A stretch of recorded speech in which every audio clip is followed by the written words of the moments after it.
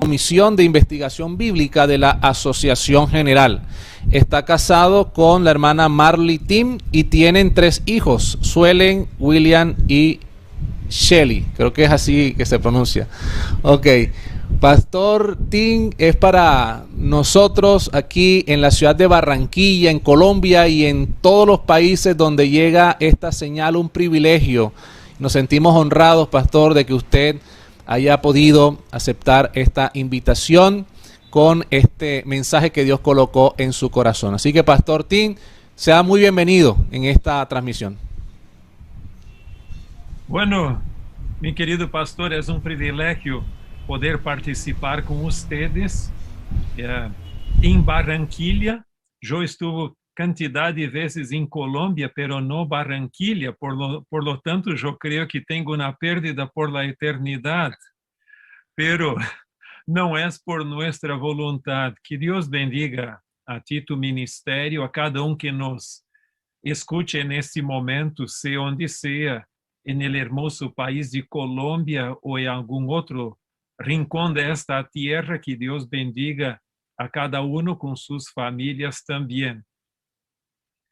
Y yo quedo muy contento y también feliz por la música que Ana nos ha brindado.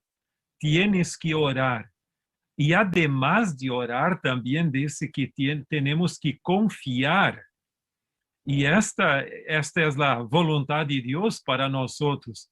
Por lo tanto, en esos momentos cruciales de la historia humana, es fundamental que tú ores y tengas fe también para poder ejercer esta fe que requiere los días con tantos desafíos como tenemos hoy. Y que Dios bendiga a cada uno de ustedes. Bueno, el tema, me imagino que ustedes están escuchando bien la transmisión, cómo está el sonido, ¿está bien? Ok. El título, y voy a compartir la pantalla con ustedes algunas veces para facilitar la comprensión. El título es El silencio de Dios. Não sei se alguma vez já has sentido que tu estás em relação com Deus, ora, necessitas de uma resposta de Deus e dá a impressão que esta resposta não viene, ou por lo menos se viene, não viene como te gostaria escuchar. Uma vez um amigo, em uma reunião que tivemos, en la época que yo era estudiante de teología, él dijo lo siguiente, que a nosotros nos gusta orar y también estamos dispuestos a dejar que Dios haga su voluntad. Entonces la oración va más o menos así: Señor, que se haga tu voluntad bajo la condición que tu voluntad sea la misma mía. Y cuando la voluntad de Dios no viene en conformidad con nuestro deseo y nuestra voluntad, ¿qué ocurre? Esto es un test para nuestra fe, una prueba de fe. ¿Estamos más preocupados con nosotros o dejar que Dios haga su voluntad? Me gustaría empezar nuestras consideraciones ahora compartiendo con ustedes 2 historias que a mí me impresionaron mucho y que de 2 personas.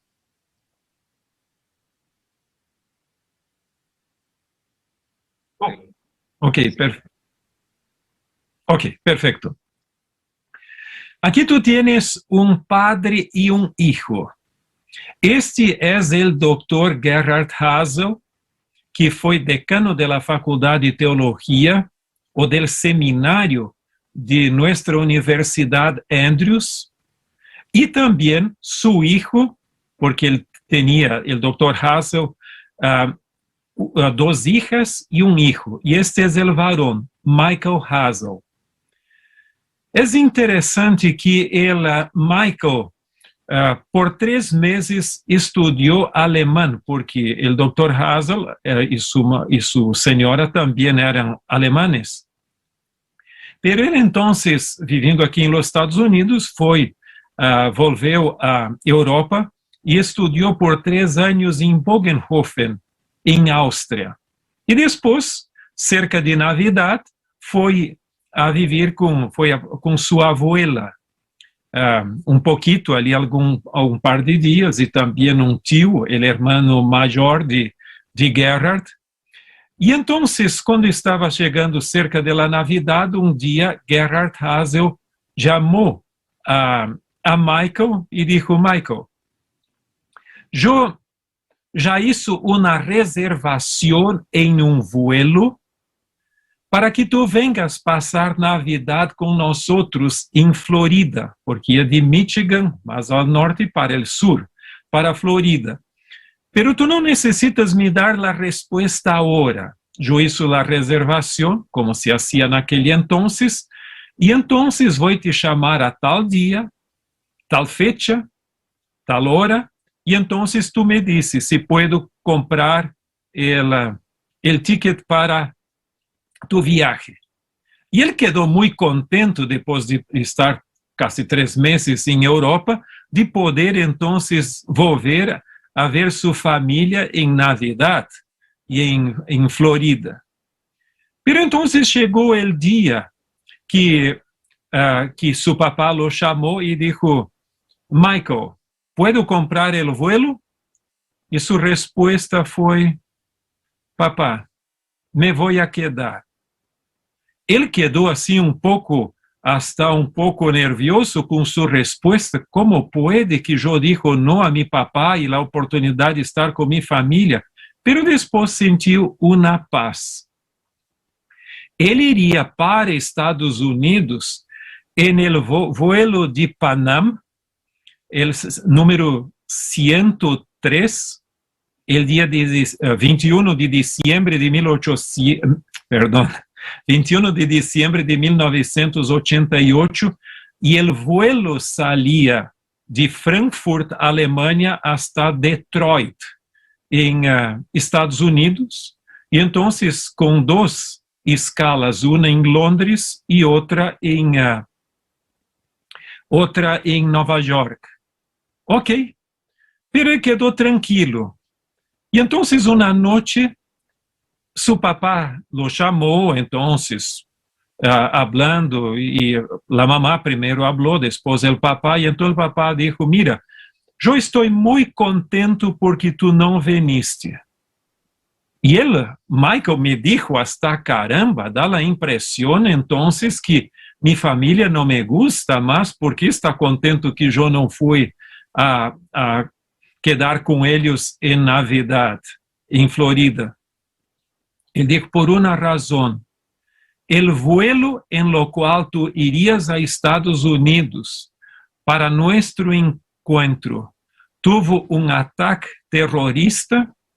Logo después de salir de Londres, menos de una hora en esa ciudad de Lockerbie, en Escocia, y entonces aquello fue el primer ataque terrorista a un avión que se conoce, y pusieron explosivos en un reproductor de cassette portátil adentro de donde quedaba el equipaje, y el avión explotó, y aquí tú tienes una foto de esto.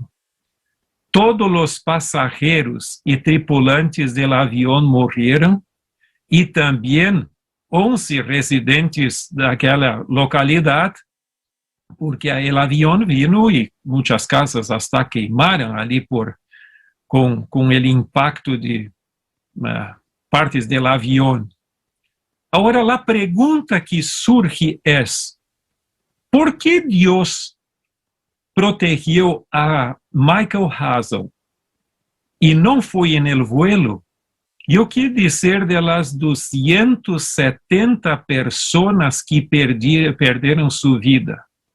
Muchos americanos estaban, la mayoría eran americanos adentro del avión.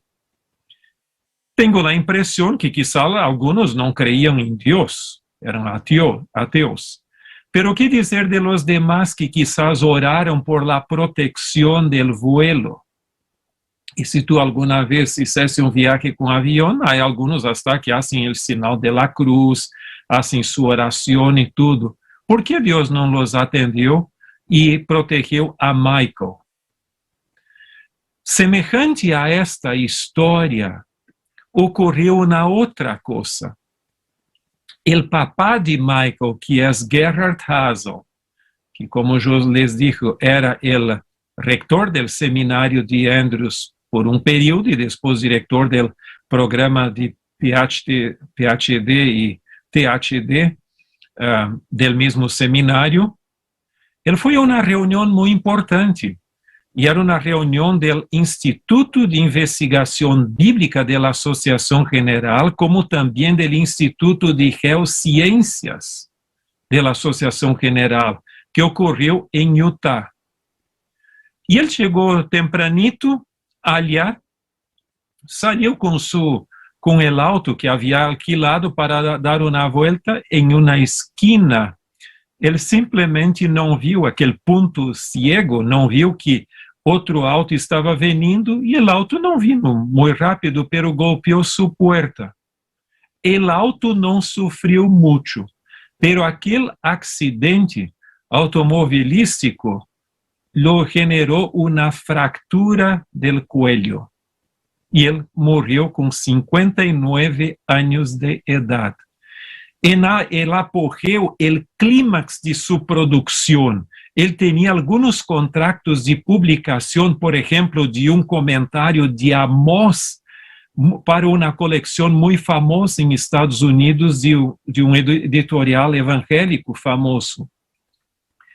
Y yo estuve en el sepelio de él y con su hermano mayor, Kurt, muchas veces se preguntaba por qué Dios lo permitió perder la vida en esta situación tan trágica, cuando nosotros necesitábamos de su aporte en el seminario y la iglesia. Nosotros no tenemos respuestas. Ahora te digo una cosa. Si alguna vez tú leíste el libro Milcairán de la hermana del doctor Gerhard Hazel, tú vas a tener una inspiración de ver cómo Dios protegió al el pastor Franz Hazel en Alemania durante el periodo nazista de los nazis. Y es una inspiración. Si no lo leíste, tendrías que leer. Ahora tú tienes un contraste en esta pantalla. Del lado izquierdo tú tienes la historia de la familia Hazel, especialmente Franz Hazel. Franz Hazel, que foi protegido por Deus com milagros durante a Segunda Guerra Mundial. Por exemplo, tinha seus pés com muito problema, com muita, por caminhar horas, dias ali, estava com enfermo e uma noite Deus lo sanou e quedou completamente bueno. Estava com heridas sus pés e depois quedou completamente sano por milagre na noite. Também Michael Hazel foi protegido por Deus para não tomar o vuelo que se malogrou e todos morreram. Pero por que lo mismo não ocorreu com o Dr. Gerhard Hazel? Mira, eu não tenho uma resposta, porque solo Deus pode contestar com propriedade alguma de nossas inquietudes. Pero te puedo asegurar uma coisa. Deus não guia jamás sus hijos de outro modo que los mismos escogerían. Si pudieran ver el fin desde el principio y discernir la gloria del designio que cumplen como colaboradores de Dios.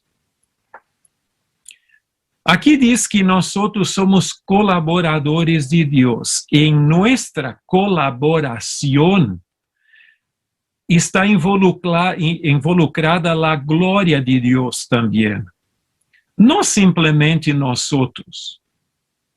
Se tu fores a ler o Novo Testamento, vas encontrar Pablo, por exemplo, o livro de Hechos de los Apóstolos, dos escritos de Pablo e também Hebreus, que falam do privilégio de sofrer por el Evangelho.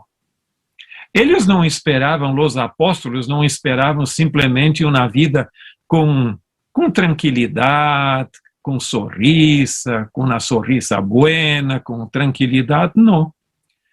A vida destes discípulos del Senhor e também de los apóstolos mesmos estava em las manos de Deus e eles deixavam que Deus guiara sua vida, quer seja com vida, com dificuldade ou em sofrimento, hasta em morte, solo para a glória de Deus. Isto só tem uma definição, que se chama fé.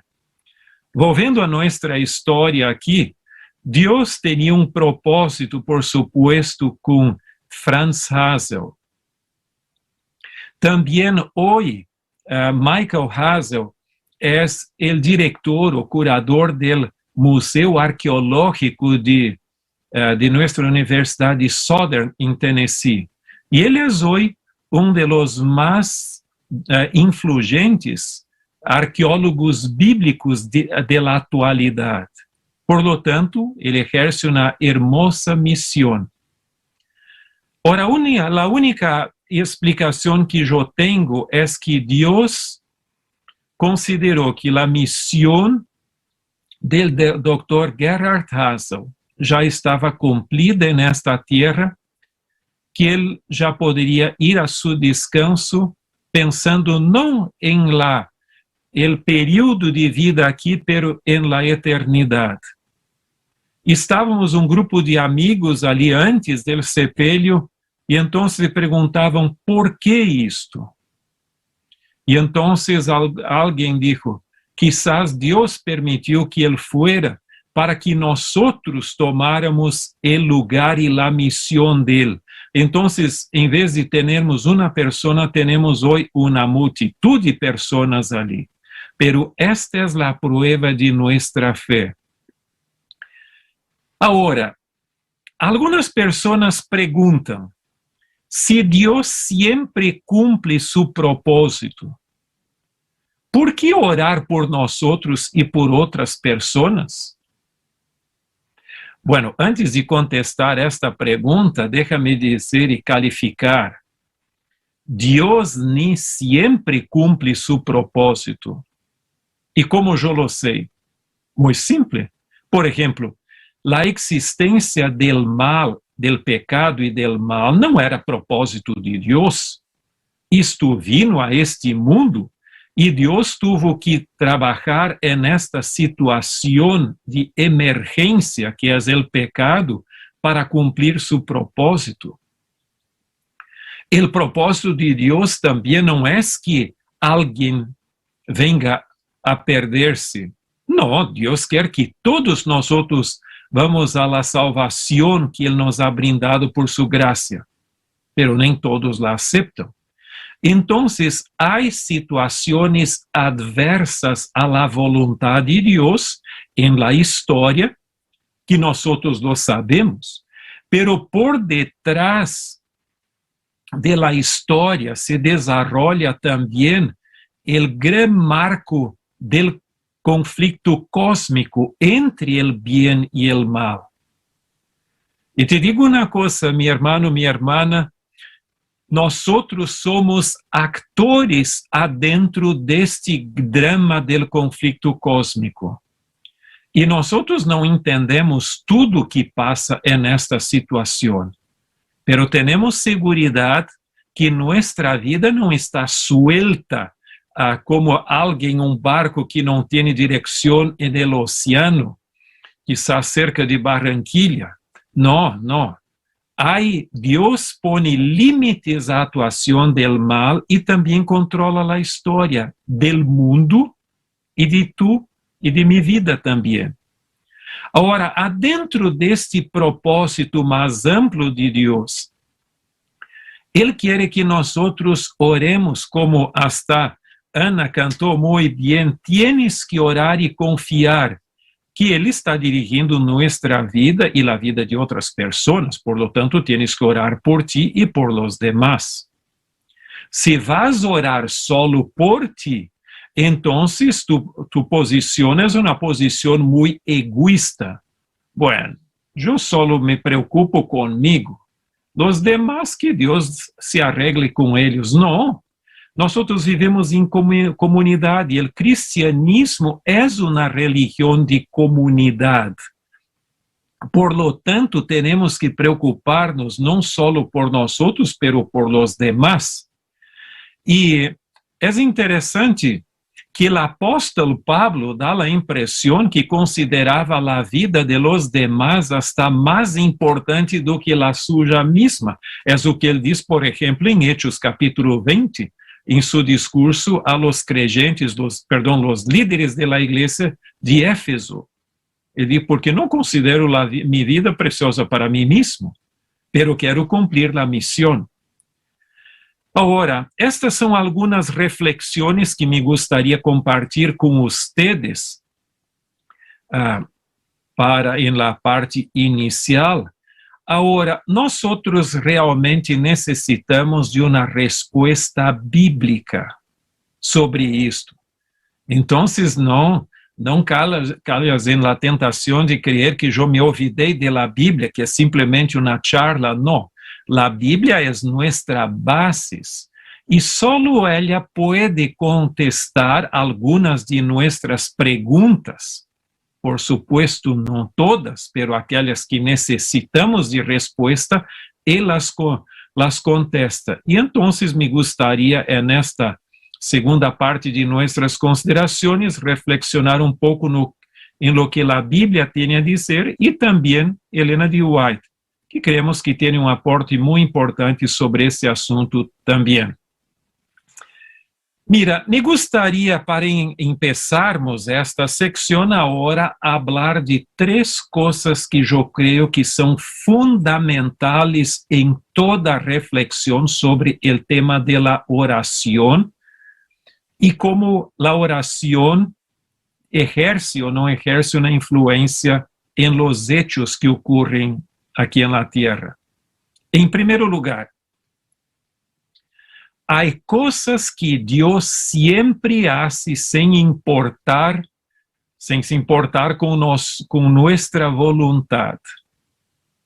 Por exemplo, se fores a ler Mateus 5:45, nos diz que Deus hace o sol nascer e a chuva e assim por adiante para buenos e malos. Então, há o cuidado de la naturaleza hasta de la condição para a vida, que é igual para todos. Então, Deus hace isso. Se tu fores orar, mira, que o sol não mais venga com sua luz. Deus não te vai contestar, por supuesto. Ou também dizer, mira, que não haja mais chuva em la terra, porque a mim me gusta sem chuva. Não. Deus não é dependente de tua vontade para ser isto. Este é ciclo natural de manter a vida em nosso planeta. Agora, em segundo lugar, há coisas que Deus solo hará se lo pedimos. Por lo tanto, há uma coisa. Deus assim lo arreglou, eu não te puedo explicar por quê, de hacer que nós, ou melhor dicho, Ele mesmo eligiu depender de nós para hacer algumas coisas. Há regalos, o regalo de la vida, de las condições de la vida que vai te brindar, quer queres ou não. Pero há outras coisas que Ele só te vai brindar se lo queres. E uma delas é tu salvação. Ele não te vai salvar contra tu vontade. Se não queres salvar-te, Ele vai respeitar tu posição. Pero há uma questão que Ele sempre te vai contestar. todos aqueles com um coração sincero pedem para ser salvos, Ele acepta esse pedido e los brinda com sua graça salvadora. Isso é muito hermoso. Então, esse é um exemplo, pero há coisas em la vida também, algumas bendições que só te vai brindar se lo pides, não vai te imponer algo. Pero por outro lado, há coisas que Deus nunca hará. Tu puedes pedir quanto quieres, não te hará. E esse é um ponto, por exemplo, interessante que em Hebreus 6:18 diz que Deus jamais vai a mentir. Por lo tanto, pessoas hoje, em alguns lugares, eu creio que em Colômbia tudo é perfeito, ou em el país onde tu vives, pero eu conozco regiões onde há muita corrupção. Se los corruptos les gustaría que Deus também fora corrupto ou mentira, Ele não hará, porque é contra sua vontade e contra seu caráter. Agora é interessante, me gostaria chamar tua atenção a duas orações que não foram contestadas. Uma de Jesus e outra de Esteban. Los dois oraram por seus inimigos. Jesus por aqueles que estavam levando a la muerte, a la crucifixión, e Estevão, aqueles que estavam apedreando a ele. Los dois pediram por el perdão de los pecados desses tipos. Tenha segurança de uma coisa, Deus não vai perdonar nadie contra sua vontade, se ele não se arrepende. Pero então tu podes me perguntar, pero por que Jesus e Esteban pediram por el perdão para eles? Muito simples. Porque nós temos que perdonar hasta nossos inimigos. Por lo tanto, estes dois, Jesus e Esteban, tinham a verdadeira atitude de perdão a los inimigos e expressaram seu desejo por la salvação e el perdão deles, e não de vingança ou de algo assim, de la parte deles. Por lo tanto, em alguns momentos, a oração pode não ser contestada, pero é uma expressão de nossa atitude, da atitude cristianismo ou cristiana que Deus quer que nós tenhamos. Mira, tu sabes que poderíamos desarrollar muito mais esses pontos, pero eu creio que me gostaria que tu plantearas pouco isto.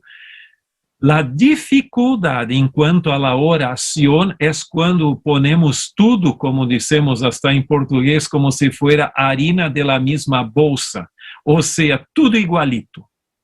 Ou Deus contesta ou não contesta. Não, tu tienes que fazer uma distinção entre estes três níveis, coisas que Ele sempre hace, coisas que Ele só hace se tu vas a pedir e coisas que Ele nunca vai fazer. Por lo tanto, não te iludes que Ele não vai sempre, ángel vai vir aqui dizer, mira, que Deus agora vai te contestar, não vai, não. Temos que exercer fé. Há uma das melhores definições de oração, em minha opinião, é a que ocorre, que tu encuentras no livro El Camino a Cristo, página 93, onde Helena de White diz: orar es el acto de abrir nuestro corazón a Dios como a un amigo. Não é que se necessite isto para que Deus sepa lo que somos, sino a fim de capacitar-nos para receber-lhe. Por lo tanto, algumas orações dão a impressão que estamos informando a Deus. Deus está tão lejos no cielo que não sabe o que passa aqui na terra. Então, eu estou a informar a Deus do lo que ocorre aqui. Podemos falar como um amigo, pero não dá a impressão tampouco que Deus é ignorante do que ocorre aqui. E agora vem declaração clave, onde diz, a oração não baja a Deus hacia nosotros, antes bem nos eleva a Ele. Em outras palavras, a oração não é a hora que Deus não tem poder, que necessita que nós oremos para que Ele pueda intervenir. Não. Nos pone em condições ou em relação com Ele para que Ele pueda intervenir em nossa vida, porque, como já les dije, Ele não vai imponer algumas coisas contra nossa vontade.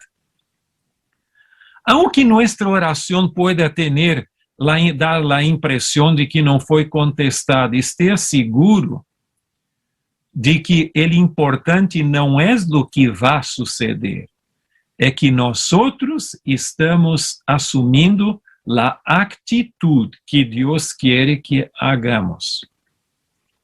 Agora, há distorções em nosso mundo. Eu não los recomendo a ler este livro, pero simplesmente puse aqui como um exemplo. Há hoje predicadores que há de la teologia de la prosperidade, que dizem que as palavras nuestras têm um poder criador semelhante à la palavra de Deus. Tu te acuerdas que o mundo foi criado, segundo a Bíblia, por la palavra de Deus? Deus falou e as coisas ocorreram. E alguns desses predicadores, que são muito populares hoje, falam que nossas palavras, assim como as de Deus, também têm poder para cambiar as coisas. E tu vas ver aí na tapa do livro, a cita de Juan 14:14, que diz, se me pedis algo em mi nombre, yo lo haré. Então, ele digo, Jesús lo dijo, tiene que cumplir. E adentro abaixo do grande paraguas da teologia da prosperidade, há o que se chama confissão positiva. Bajo a pressuposição de que as palavras nossas, as tuas e a minha, têm poder, por lo tanto, há 3 passos que temos que tomar. O primeiro é, eu decreto que algo tem que ocorrer, lo declaro e lo recibo. Por lo tanto, dá a impressão que nós somos quase que semidioses. Em termos de uma enfermidade, esses tipos que são muito comuns entre os pentecostales, praticamente todos os pentecostales têm esta compreensão. Eles dizem o seguinte, se tu estás enfermo, em primeiro lugar, para eles, a enfermidade é símbolo do pecado. Por lo tanto, é pecado quedar-se enfermo. Pero vamos a suponer que tu te quedas enfermo. Tu tienes que orar por tu enfermidade uma sola vez. E depois tienes que exercer fé e dizer que estás bem. Mira, eu creía que isto fuera uma mentira, pero não, isto é parte de sua teologia. Vamos a suponer que tu tienes uma fuerte dor em la espalda. Bueno, me dizer que tu não lo tengas, pero vamos a suponer. Então, tu tendrías que ir a uma sessão de curas que sempre ocorre na televisão, jamais em el pasillo ou em um lugar tranquilo, não. É quando as câmaras estão ali prendidas e tudo está ali para o que se chama o show de la fé. Então, tu oras uma sola vez, depois tu dizes, está bem, estou sanado, estou sanado, estou sano, estou bem. Aunque tu tienes dolor, isto é a confissão positiva. Mira, não é isto que a Bíblia diz, porque nesse ponto não há lugar para a vontade de Deus.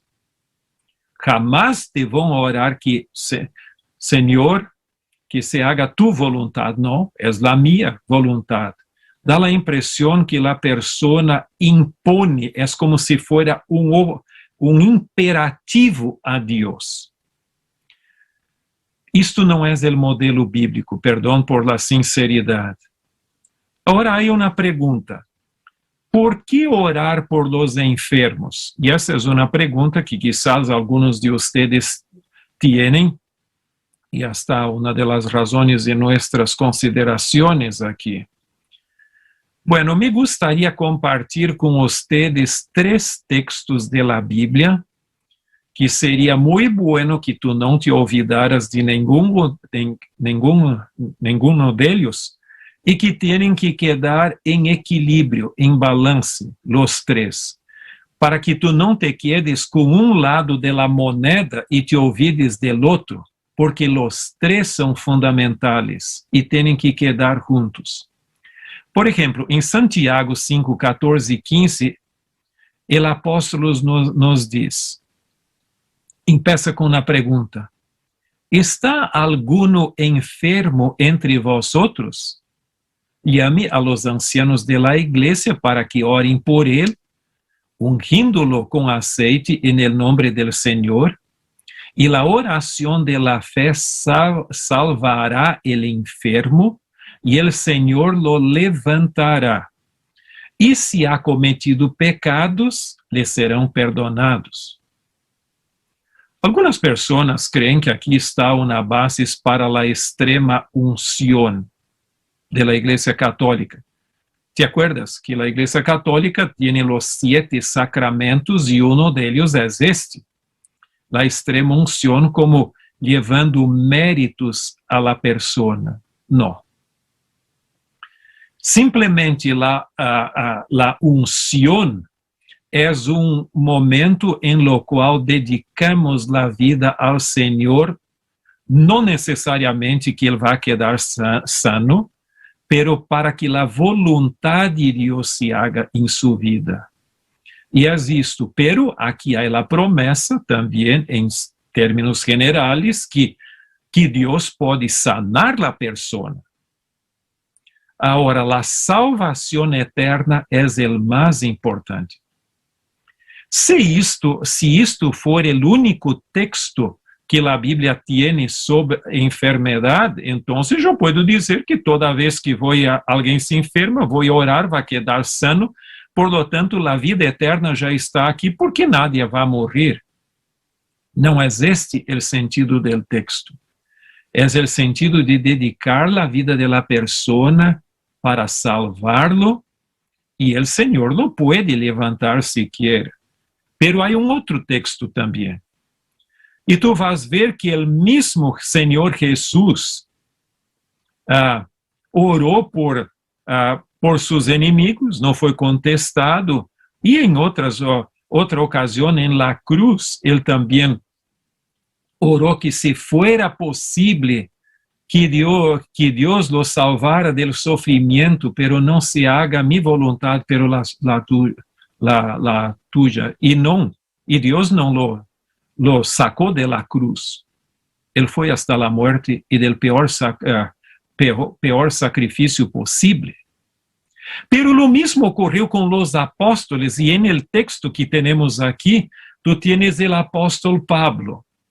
O apóstolo Pablo poderia vir com seu currículo também e dizer, Senhor, tu me chamaste para tu ministério, não foi por minha vontade, e no caminho de Damasco, eu dediquei minha vida, eu praticamente o evangelho em Ásia Menor e também depois em Roma, eu fui uma pessoa clave, trabalhei muito por ti, por lo tanto te pido uma coisa, que por lo menos saque el aguilhão de mi carne. E nesse texto aqui, Pablo habla que 3 vezes rogou ao Senhor para que lo quitara. Ele recebeu a bendição de sacarla? Não. E a resposta que o Senhor lhe dijo é, basta mi gracia, porque em mi poder se perfecciona a debilidade.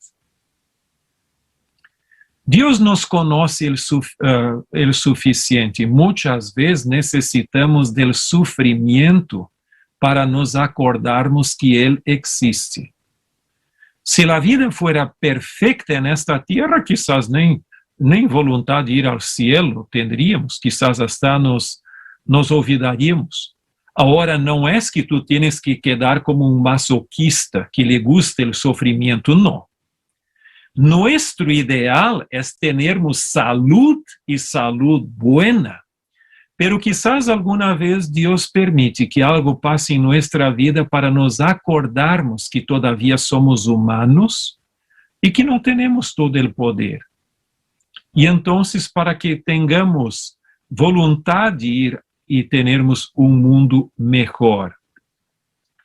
O terceiro texto que a mim me gostaria de compartilhar com vocês, ¿te acuerdan que o primeiro que já mencionamos ali habla de la unción, o segundo que hasta o apóstolo Pablo mesmo não teve uma resposta a seu pedido por sanidade de seus olhos. Helena de White é clara em dizer que era seu problema de visão, hasta agora, que ocorreu depois que ele teve a luz fuerte no caminho de Damasco. Pero há outro texto que quizás não nos guste muito, pero é uma preciosidade. E ouí uma voz que me dizia desde o cielo, e este texto viene depois de los mensajes de los 3 ángeles.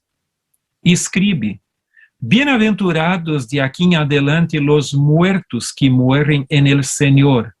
Sí, dice el Espíritu, descansarán de sus trabajos, porque sus obras com eles siguen. Por que isto? É interessante, para nós nadie de nós nos gusta a muerte. A morte é tão antiga quanto o pecado, pero não nos acostumbramos com isto. É muito mais fácil falar de la muerte do que vivenciá-la em nossa prática. Não sei se tu tienes alguém que me estás escutando, que tienes alguém em tu família que te gostaria muito ter contigo outra vez. Em minha família, eu sou o último. Mi papá, mi mamá faleceram e eu, como era um hijo, quando meus pais já tinham boa idade, também meu irmão e minha irmã. E eu sou o último de linhaje de nossa família. E dá a impressão de quedar sem raízes. Pero, ao mesmo tempo que sofrimos muito com a perda deles, e hasta hoje, eu los extraño muito, e algumas vezes me vem o pensamento, tenho fotos de eles comigo aqui em minha oficina. Agora, esta preciosa promessa de dizer que são bem-aventurados aqueles que morrerem no Senhor, por quê? Porque o sofrimento para eles se foi e estão seguros e garantizados para a salvação eterna. É algo impressionante. E te acuerdas que esta bem-aventurança vem depois de los 3 mensajes angélicos. E Helena de White nos diz que aqueles que morreram bajo la predicação del terceiro ángel vão a ressuscitar em la ressurreição especial de Daniel 12:1, ou ali no início do livro de Daniel, para ver Jesus volvendo e não solamente depois que ele já está aqui. Por lo tanto, é uma preciosidade. E gostaria agora, antes de nossas conclusões, de nossas considerações finais, compartilhar com vocês algumas citas de Helena de White que creio que são muito importantes. E se tu tienes interesse, pode sacar uma foto de la pantalla, se tienes este desejo. Aqui nos diz: El Señor não aflige nem entristece voluntariamente a los hijos de los hombres. Como el Padre se compadece de los hijos, se compadece Jehová de los que le temen. Porque Él conoce nuestra condición, se acuerda de que somos polvo. Él conoce nuestro corazón, porque lee todo secreto del alma.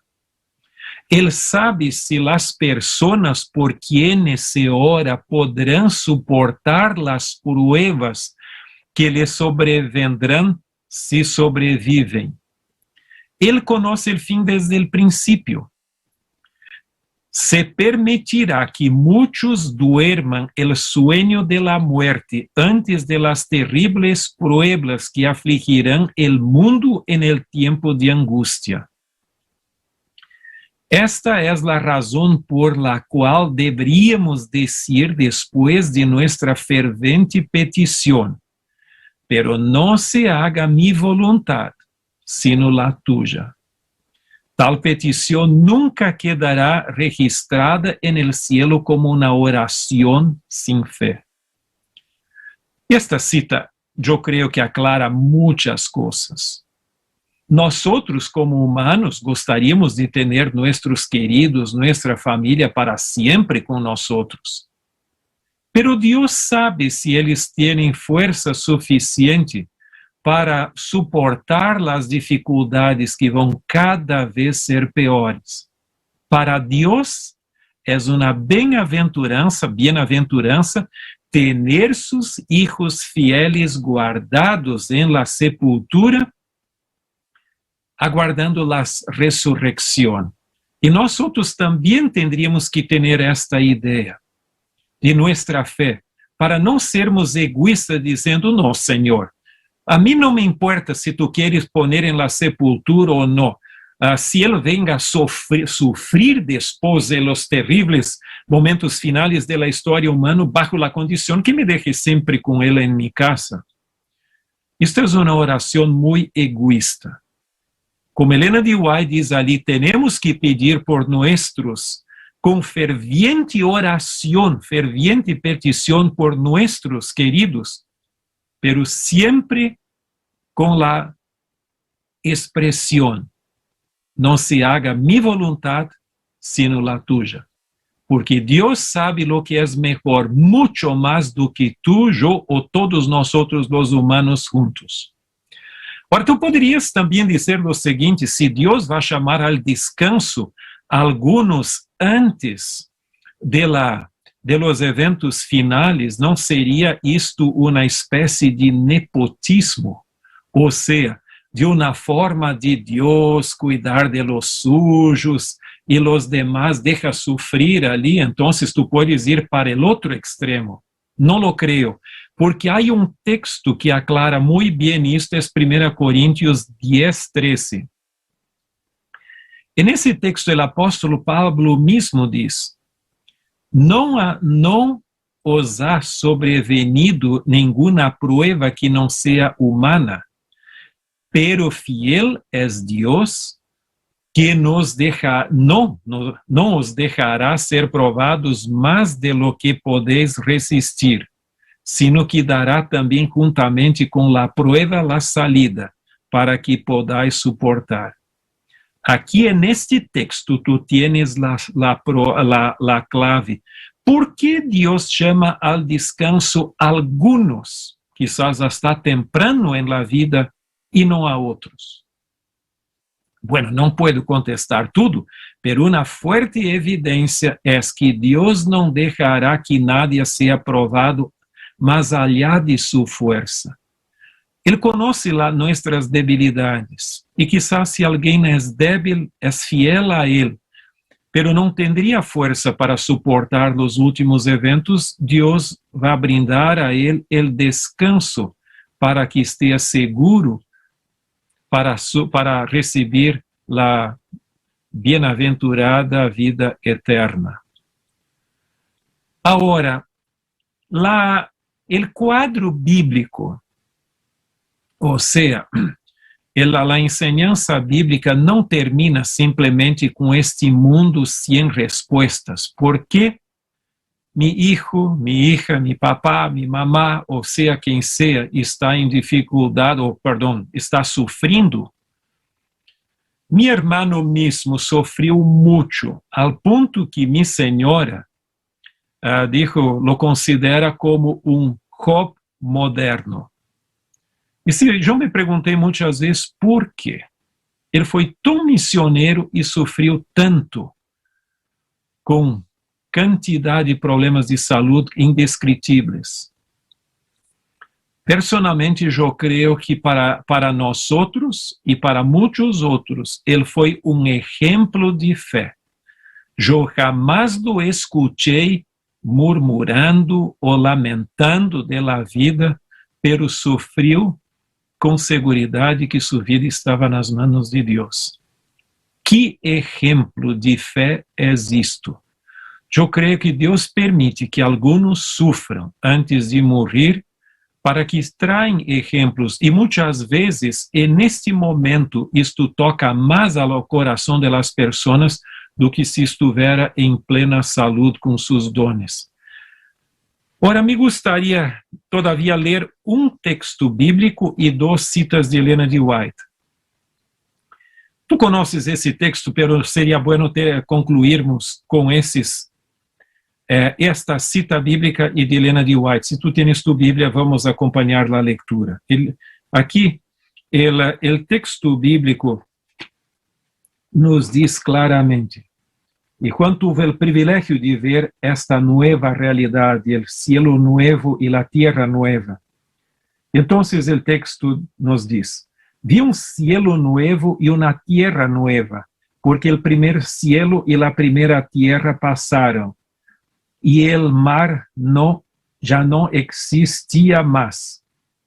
E eu, quando vi a cidade santa, a nova Jerusalém que descender del cielo de Deus, dispuesta como uma esposa ataviada para su marido.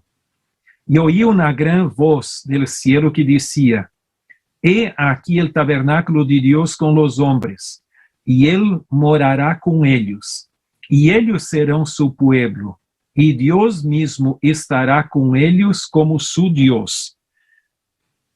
Enjugará Deus toda lágrima de los ojos de eles, e já não haverá muerte, não haverá mais llanto, nem clamor, nem dolor, porque as primeiras coisas passaram. Por lo tanto, aqui tu tienes um quadro formidável desse novo cielo e de la nueva tierra, onde não vai haver mais sofrimento, muerte, e todos vão a ser felizes para sempre. Mira o que Helena de White diz em El Conflicto de los Siglos, página 628. Los justos vivos são mudados em um momento, em um abrir de ojo. A la voz de Deus foram glorificados. Agora são hechos imortais. E juntamente com los santos ressuscitados são arrebatados para receber a Cristo, su Senhor, em los aires. Los ángeles juntarão sus escogidos de los 4 vientos de um cabo del cielo hasta el otro. Santos ángeles levarão niñitos a los brazos de sus madres. Amigos, a quienes la muerte tenía separado desde largo tiempo, se reúnen para no separarse más, y con cantos de alegría suben juntos a la ciudad de Dios. Imagínate, eu me gostaria agora que, em um par de minutos, simplesmente tu imaginaras esta cena que tu estiveras allá. Tu tienes los santos vivos e los santos ressuscitados. Algumas pessoas creem que o cielo é um lugar de amnésia, ou seja, onde vamos nos olvidar de tudo do passado. Não é assim. Há claras evidências de Helena de White que vamos nos acordar, pero o lado negativo das coisas não vai interferir em nossa felicidade. Quizás tu tienes algum amigo, alguém de tu família que não mais existe. E aqui vai ocorrer o grande reencontro. Tu não vas mais a estranhar, não vas ter mais soledade, porque vas ter o privilégio de ter aqueles que morreram em Cristo contigo. E amigos, incluso de nossa família, vão estar juntos para jamais se separar. Que bendição!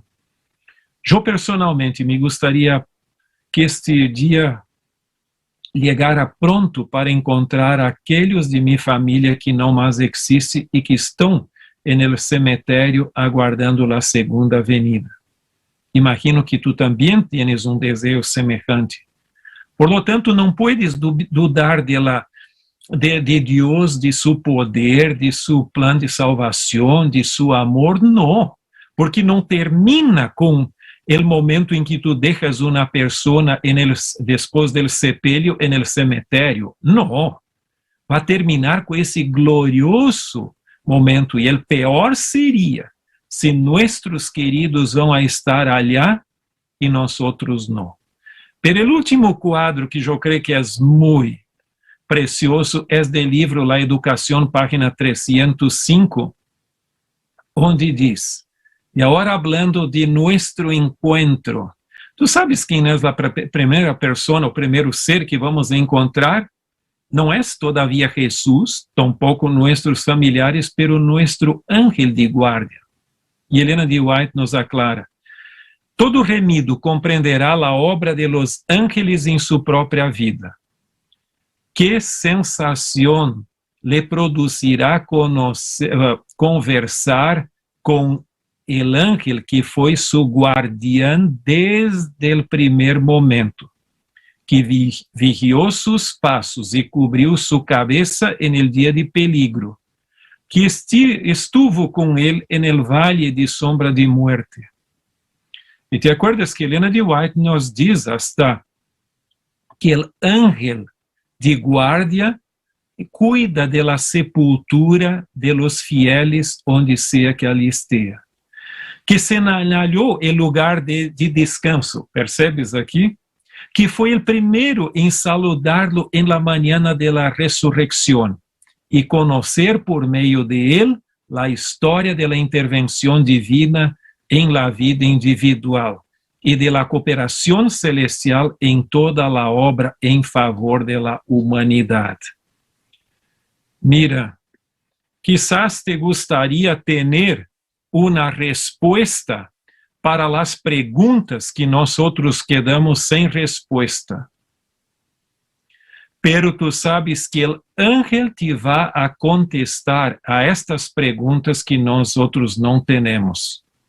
Que Deus bendiga a ti e a mim para quedarmos leales hasta el glorioso dia de la venida de Jesus. Que Deus nos bendiga e a mim também e hasta pronto en las nubes del cielo. Amén.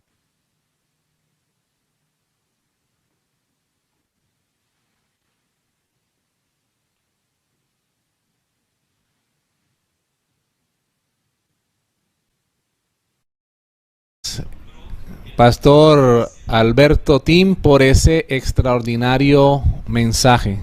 Que Dios le bendiga abundantemente y que lo siga usando para seguir edificando la fe y la confianza en las promesas de la palabra de Dios. Pastor, muy amable por habernos acompañado en esta ocasión. Dios le guarde y le guíe. Muy bien, mis hermanos, después de este inspirador mensaje, vamos a compartir con ustedes también la invitación para que nos sigan acompañando en nuestras transmisiones. Si eres nuevo en este canal, por favor suscríbete para que sigas apoyando este ministerio y también deja allí tu me gusta si te ha sido de gran bendición este mensaje de el Señor. Para la Iglesia Peniel, esta tarde continuamos con nuestras actividades en Zoom, la hora tranquila, a las 4 de la tarde y a las 5 el espacio de la Sociedad de Jóvenes. Ya saben, el próximo viernes la vigilia, después de sábado, y el sábado inicia nuestra semana de familia. Un abrazo para todos, Dios les bendiga y un feliz sábado.